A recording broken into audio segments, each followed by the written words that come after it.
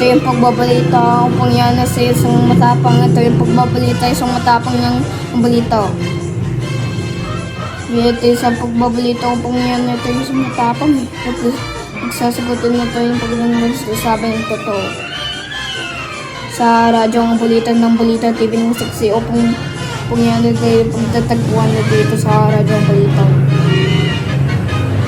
Upang dito yan sa isang pagbabalita sa aming totoo dito sa isang pagbabalita dito sa upang yan itong isang basic bayan, isang pagbabalita natin sa isang totoo lamang. Kapag ito yung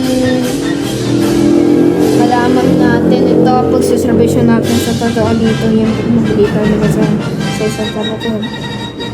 Sa isang pagbabalita, ito naman yung pagbabalita, ito na sa isang pagbabalita. Tapos ito na yung balita sa isang totoo lamang.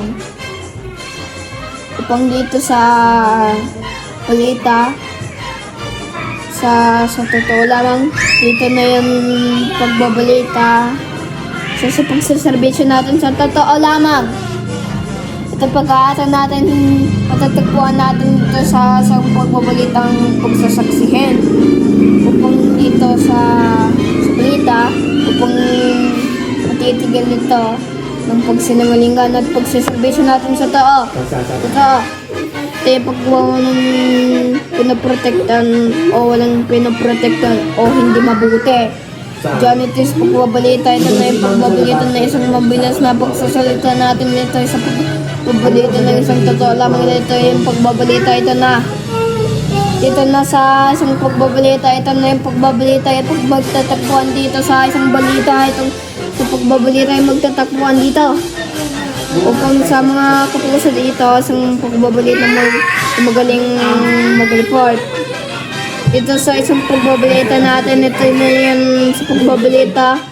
Pagsiservisyo natin sa totoo lamang. Upang yan ito yung pagbabalita sa totoo lamang. Paglalakasin nito sa boses, dito ang may January 30, upang nag-voice count ako. Ito yung sa pagbabalita, ito na yung pagbabalita sa mga kapuso, ito yung pagre-report o pagkahataw na pangyayan nito yung sa pagbabalita, ito na yung pagbabalita, dapat isang bahagi ng totoo sa balita. Ito yung pagbabalita sa aming totoo, dito na yung pagbibigay ng tunay dito sa amin. Upang yan sa isang pagbabalita yung ito. Diyan ito yung sa pagbabalita, ito na yung